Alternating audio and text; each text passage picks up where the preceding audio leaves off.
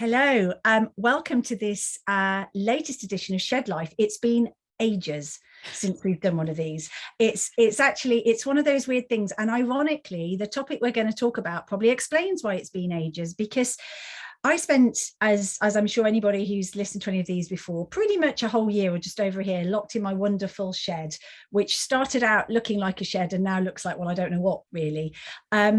And then suddenly in May, we started to get out there and mixing a bit. And I've been out and about trying to, spend time with people in the firm and outside of the firm. And now we're into this kind of hybrid working. And I have this weird thing now where I come back and I come into my shed and I go, I miss it. Now, how can this possibly be true? When I was locked in it for a year, I felt that I had to get out of it.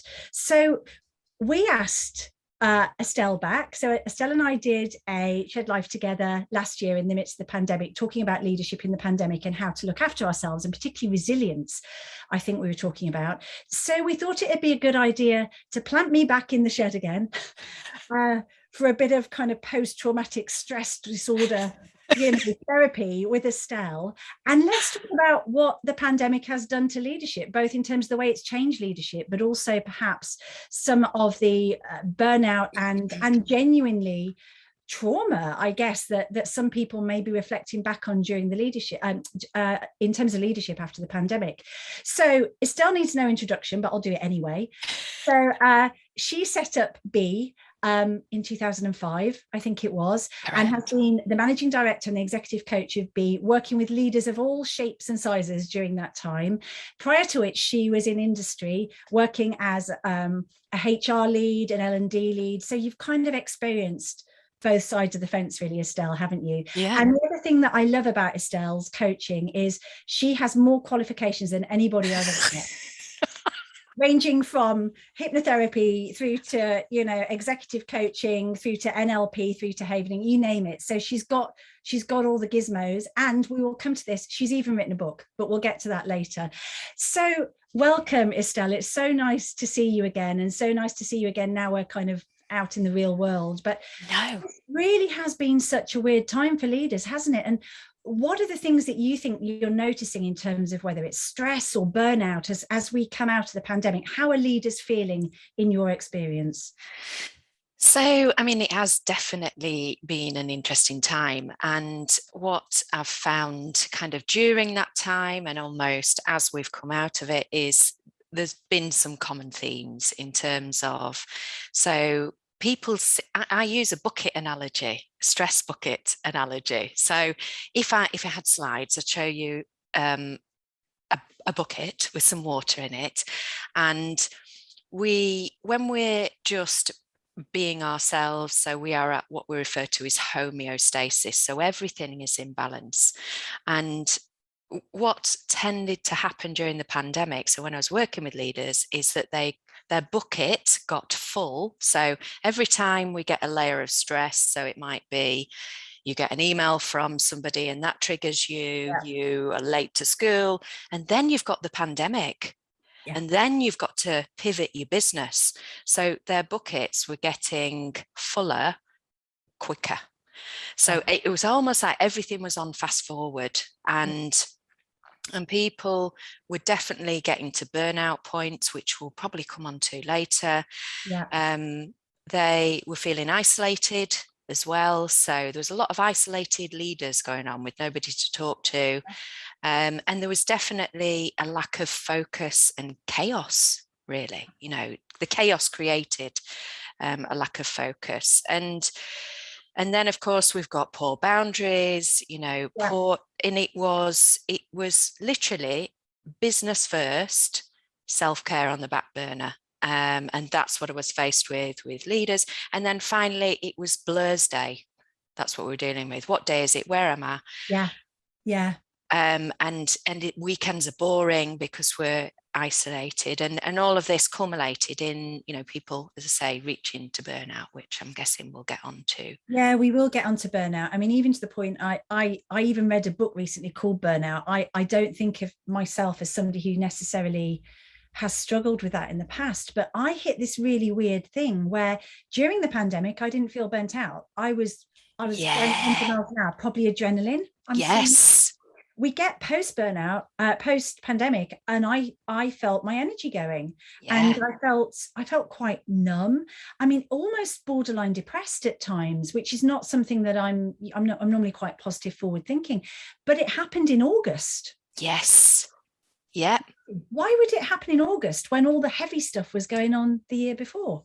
So why is the burnout come later, I suppose?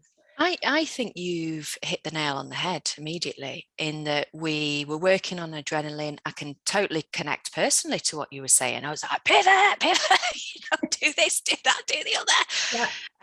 And you see, I suppose I reached a point towards the end of last year where I kind of went, flipping heck. And even this morning I was having a conversation that we get to a point where we've got to get back on the horse. So we experience those things, and it's, and one of the things I was talking about this morning is that we all need a blueprint to get back on the horse. And what I mean by getting back on the horse is post, when we get to that burnt out phase or we feel low, how do we do that? And we'll come back to for tips about that later. But it's funny, isn't it? You were working with stressed and burnt out executives, and not just stressed and burnt out executives, but all sorts of executives with all sorts of challenges or things they wanted to work on. Is there a difference post-pandemic to what you were working, the types of thing you were working on pre-pandemic with leaders? One of the things I've found is that it's literally just fast forwarded things. So things that were already there. So take, for example, if you had a relationship issue with somebody at work, back to that bucket analogy, all it's done, because the bucket's got fuller quicker, it's brought that to the fore. So I'm dealing with the same issues, but just on a much faster basis. Yes. And we'll get to, again, the practicalities of dealing with some of these things shortly. But one of the things that really resonates with me is I felt very strongly, particularly when we were in it, you said earlier, what pandemic? We've now gone past that. We've got so many other things that we've got to worry about. I likened it to childbirth, really, in that the moment after you've had a baby, it's like, I'm never going through this again. Then you see the baby, and then everything else takes over. And I genuinely think there is something in our brain that blocks out the pain of childbirth. Otherwise, people would never, ever consider doing it again. So there must be something that blocks it out. Now, my fear for blocking out the pandemic is twofold. We might be papering over some of the cracks of issues and things that we haven't dealt with. The second thing is, actually, it's more positive than that, which is I genuinely believe we have to use the pandemic as an opportunity to drive positive change off the back of it. And I wonder if you've got a view of what it's done to leadership, how has it changed leaders for the good? And therefore we need to sort out the stress, the burnout, any trauma we've got, so that we can drive forwards on the positive note. So what are the things that we think leaders may take out of it positively? Yeah, absolutely. And I think one of the benefits has been it has absolutely put mental health on the table. Yeah. And we have also had very brave leaders. I've seen so many posts from leaders on LinkedIn about expressing, how they felt. You did it earlier, and I think it's made it okay to have those conversations. I think the other thing that I've seen, and, in terms of my services required in businesses, I've noticed that there's been a requirement for empathy. People, leaders have had to be trained in how to empathize with people. And, I would hope that those skills stay. And again, when we think about what have we got ahead, what's coming up, it is an employees market at the moment. We are going to have to retain our people. And I know this is a real kind of, because I was thinking, well, where is all of this going? It brings us back to, we have to be the best organization that we can be. Culture eats strategy for breakfast. We've heard all of those things. Yeah. And so I think there's still pressure on leaders to continue all of that stuff, particularly with the challenges we've got coming up. I think that's right. And we'll come to this, but in a hybrid world, that's really hard. Yes. You flip from one to the other. But just before we do that, you've written a book, which I've had the privilege of reading an early draft of. Yes. I have to say, I described it as life-changing. Truly, I absolutely loved it. And what I loved about it was you explained things and made me go, oh God, that's what's happening. So I understood more, but then you gave me some real practical things to help with it. In your book, you cover a full remit. You know, we've got all sorts in there: imposter syndrome, workaholism, stress. I mean, all of these things which have come to the fore during the pandemic. And I think this very vulnerable human side that we started showing, that you just referred to there, keeping it there can also play havoc with the imposter syndrome and everything else, and those boundaries we talked about. So what do you think of all the things that you've seen, whether it is this imposter syndrome? What are the greatest threats that you think leaders have to look after now to operate in this post pandemic world, and how can they really combat some of that? Yeah, so in other words, being the best leader they can be. Yeah. And we, I did see a lot of imposter syndrome going on during the pandemic. And Right. and again, so all of these issues are around. As I say, all it's done, it's fast forwarded things because leaders have been under more pressure. So, I've had quite a few CEOs being, questioning themselves and feeling the pressure in those moments. And, again, that's where the imposter syndrome comes back. So Because to there's be our nowhere to best, hide. You can't hide anymore, can you? yeah, Yeah. absolutely. And, one of the things that makes it so when people get to the edge and people do get to a point of burnout or whatever it is, and the area of work I work in, it is going back to, right, well, okay. So one of the analogies I talk about, I think we're like a ship. So we're all traveling, hopefully, towards a destination. And that ship can get there really efficiently and really effectively, or we can be dragged down by our baggage. And the pandemic definitely gave us a lot of baggage, but that baggage, we've also got really old baggage, and that's our personal stuff, our stuff from our childhood that triggers us. Yeah. And so that, to me, when I'm working with my clients, is the biggest threat. So it's that stuff that's not dealt with, which then makes them, so I've had clients that have been inefficient, unfocused, undirected, feeling chaotic, stressed, overworked, and it's just because the baggage had got too much. Yeah. And then once you clear that out, you're looking, so it is, back to practical things that people can do for themselves. It is being aware of, how am I being triggered right now? How am I taking care of myself? Because as a leader, you do need to put your oxygen mask on. Yes. Yes. Because there's a lot of eyes looking on you, expecting you to be okay, and the minute you're not okay, then that can disrupt our team, can't it? So yeah, it's making sure that you look after yourself. And one of the things I was talking about earlier, or with my mum, is making sure that we make conscious choices to do that, because we're only 1% conscious choice. Ooh. And Wow. everything else, we're going on autopilot. So we are just drifting around. And I talk about you being the captain of your ship, but we can increase that to 5% conscious choice. And when it comes to those leaders keeping themselves afloat, it's making sure that they consciously choose to manage the boundaries, to look after themselves, the self-care piece, and to be aware that when they are weighted down, that they need to take care. Yeah. And in terms of that baggage, either the old baggage or the extra baggage we're now carrying because of the pandemic, holistically, what is the best way of getting, or what are some of the ways that you can get rid of some of that baggage? Well, it is practical things. I'm here because actually my dad is terminally ill. So that's why I'm here. And, but I can still function. And one of the things that I do, so today I said, right, I'm going to go for a walk along the prom. But that requires real self-awareness to know what state am I in and what, so, back to that bucket analogy, how Yeah. can I take a layer of that Lay it stuff out. out?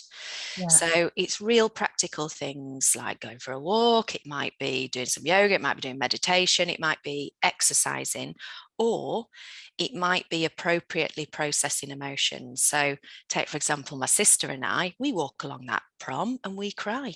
We process, but it's a way of letting those layers of stress out so Yes. that we can be strong for when we need to be, and we can function. So, and I know it's a bit of a touchy subject, that, you know, talking about emotions and crying and letting stuff out.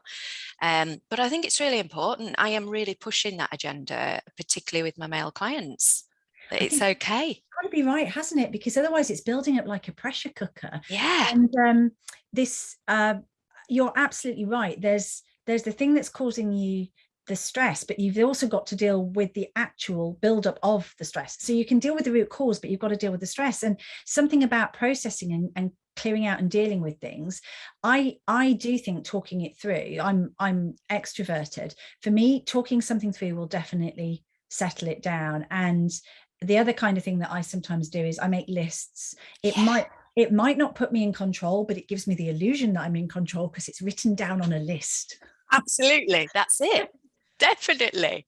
Yeah, so whatever it is, but the key thing, and I think you hit on it earlier, is you've got to make time to do it for yourself, because if you don't prioritize that time, that's almost the first point, isn't it? Whatever you then do with that time could be different, but if you don't prioritize that time, it's not going to happen. Yeah. Which then leads me to my next point, which is, so we're now working in what we call empowered working, which is essentially hybrid, sometimes in the office, sometimes out and about, sometimes back in the shed. And it's mind-blowing, you know, having been used to one environment or the other environment, this constant change now. How are leaders going to navigate their way through that? And probably more importantly, we've got a role model for everybody else who's trying to navigate their way through that. Yeah, absolutely. And again, this is what's been interesting, because so you do notice trends, you know, when you're coaching people. And I've had a number of leaders that have said, it's wonderful being back in the office and I'm now less effective. Yes, totally. Yeah. Totally. And that's because, you know, they've got almost like this tsunami of people wanting to reconnect, interrupt, all that kind of thing. So they've gone from no boundaries, working, homeschooling, whatever, to right, okay, I've got used to working at home, I've put my boundaries in place, I'm working and I'm very efficient and effective and I'm managing my meetings. And now they've got this tsunami of dealing with other people. So people are squeaking a little bit and they're having to readjust and transition back in. But we've also got this other issue with hybrid working, which is, how do we deal with those that actually are going to stay at home? You know, and again, every organization is different, but how do we deal with that? And I've got one CEO I'm working with, and he's very much talking about creating a sense of belonging. And that is absolutely how he is drawing his people in. I mean, he sends a very personalized email when people join the business and he wants feedback and he's connecting in. But even from a practical point of view, so I run training sessions and I am geared up now for doing it virtually or doing it in the classroom, doing it, having people physically in the classroom. So there's you know, we've just got to make sure that we adapt, haven't we? And everybody is included. If I may, two interesting additional observations that I found, because I've been doing this for a little while now. The first one was, I was so used to multitasking. To be fair, I'm not multitasking at the moment, I'm talking to you. But a lot of the time, when you're on Zoom calls for 10 hours a day, it is impossible to just stay totally focused. And of course, you've got your emails open, you've got your WhatsApp open, you've got your texts going. So I would, when I first started meeting people face to face, what really shocked me was I can't do all of that. I have to just focus on them. And I was getting home then after a long commute at the end of the day with actual anxiety that I didn't know what was going on because I hadn't been connected all the time to email or the social media groups and things that I was involved with. So it took me a while to wean myself off that and to get back and tell myself, you do not need to respond straight away. You do not need to, you know, be a slave to the media. And that was the first thing. The second thing I found was people were booking my diary up, sometimes with face-to-face meetings and sometimes with Zoom meetings. Sometimes I'd end up in another office to see lots of people and find myself in a day full of virtual Zoom meetings, in which case, why had I gone to that office? So I've had to really get hold of my diary and say, right, these 2 days we can do virtual meetings. These other days, it's just face-to-face stuff and I will be out and about. And I've had to box it, time box it, because otherwise the chaos that there was coming out of that was just mind-blowing. Yeah, that's brilliant. It now because I know that this is a day when I'm going to be in the shed online doing various things and getting work done. And these are the days when I'm out there to your example, if I'm out there, I'm fair game for whoever's out there. Yeah. So, you know, I will talk to people, I will engage with people, I'll have meetings face to face. Yeah. Yeah. But No, it's a interesting. new learned skill, isn't it? Yeah, it is. Yeah. So, just to kind of sum up, really, in terms of practical tips, it has been very, very stressful. How would you recommend that leaders should recharge? Because I hear your point about taking a little bit of time out to put your oxygen mask on in, you know, in a day, but is there something more holistic here that we need to be doing to recharge? I think you've already hit the nail on the head. You know, when I was thinking about this interview, and I was thinking, right, okay, how do I do it? And, you know, what are the things that I do with my clients? And, you know, we are creatures of habit. You know, habit makes us, you know, my job is to optimize performance. That's what I do at the end of the day. And to be able to optimize performance, we need habits and we need routines. And as part of that, we need to consciously choose where we slot our self-care into. So for example, I've got one exec, he gardens during his lunch hour. I've got and these are the good things that have come out of the pandemic. I've got another exec who has lost a couple of stone and exercises for 2 hours during his lunch break. Fantastic. Would never have done that before. Well, you would have felt guilty before. I can put money on it. You would have felt guilty for doing that. I would. And he said he's just adjusted his hours. So, you know, you were talking about time blocking. Yeah. You know, one of the ways I look after my self-care is I have 2.5 days client facing, 2.5 days working in my business. But I use the same principle for our social diary. So, you know, we were talking about the boat earlier. We book boat weekends. And that is family time. Yeah. And people will say, oh, you're a nightmare, you lot, because you're never available. Well, no, actually, that's our sacred time to recharge. And it's, to be honest, there's not a lot new under the sun, other than, of course, we can cheat. We can use havening to get rid of that baggage. We can use EFT, that gets rid of baggage as well. But it's doing what we know we need to do, but we've got to make that a conscious choice. And I think that's probably the NLP aspect, isn't it? Because to make something a very conscious choice, it will then rewrite programs and it becomes an unconscious choice. But you've got to start with that very strong conscious plan, I suppose. And for me, this is how I would do it, and you'll know far better than I, but I would make my goals realistic and start small, because when I've tried to give myself a list of 10 things, like I'm going to drink 3 litres of water a day, I'm going to exercise for an hour a day, I'm going to spend this amount of time a day with my children, I'm going to write for this, I know that if I do that, I will fail. But if I start out by saying, no, this week and next week, all I'm going to do is change one of those habits until that's it. And you've embedded it. And a little insight into our mental household. To embed our habits, we use Alexa. I'm saying it quietly because she's next door. She's listening. Yeah. And so, you know, Alexa will remind us of the habit. To help it. You've basically got a bossy AI telling you what to do. I love it. That's it. This is how to manage your life. So any final piece of advice for leaders as we come out of this and try and be kind to ourselves in the wake of what we've been through, as well as what all of our people have been through? Yeah, absolutely. I saw something brilliant on Instagram the other day, and it's by Liz and Molly. They are amazing to follow. You'll know what I'm talking about. And I think, you know, to keep us afloat, it's, first of all, it is being I refer to it in my book as being on the bridge. Being on the bridge as the captain, we need to be body aware and state aware. So we need to know when we are, and on the Liz and Molly Insta post, it said there was 2 dials, and one dial said, this is when we need to take a break. And it was like the gas tank is half full. This is actually where we take a break, when we are an empty. By being on the bridge. So the bridge on a ship receives lots of information. We need to tune into our information and go back to being 5% conscious choice again, and then choosing what we do with that information and making sure, you know, as I said today, I zipped off along the prom. It was like, I need this, and then I'm ready. So I love that. So act consciously before you need to. Yes, that's it. Perfect. Thank you. So finally, just tell me about your book. So it's not technically out yet, but you can pre-order now. You can pre-order it. Oh my goodness, it's been the longest book launch, hasn't it, Sarah? I can't believe when I must have read it July last year, something like that. Something like that. I finished writing. It takes, doesn't it? It just I know it is ridiculous. It's launched on the 25th of March, but you can pre-order it on Amazon. Yeah, I can't genuinely, and I'm not saying it because you're here, I cannot.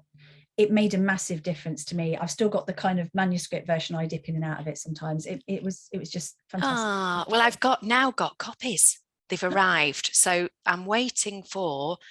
I'm going to do some bookmarks, and then you will get your copy in the book, in the post. So, no, it was well, a huge achievement for you to write that. I know it had been many years in your head, so to see it manifest as a physical thing, what another brilliant example of what you can do, juggling all the different things that you're juggling, and yet you've now got your tangible route map or nautical map, I should say. Yeah, no, that's it. Yes. So if you want to search people, it's Inner Brilliance, Outer Shine, 10 antidotes to workaholism. 10 antidotes to imposter syndrome, workaholism and stress. Yeah. And much more as well, actually, just generally how to kind of run your own ship. So thank you so much again. I'm sure we'll find something interesting to talk about, no doubt, within a few months' time, and we'll be back with me going, oh, help me, Estelle. Oh no, it's been a pleasure. Thank you. I'm sure on behalf of all the people that you have helped through this as well, thank you so much. Oh no, thank you. Good luck with the book launch. Thank you very much.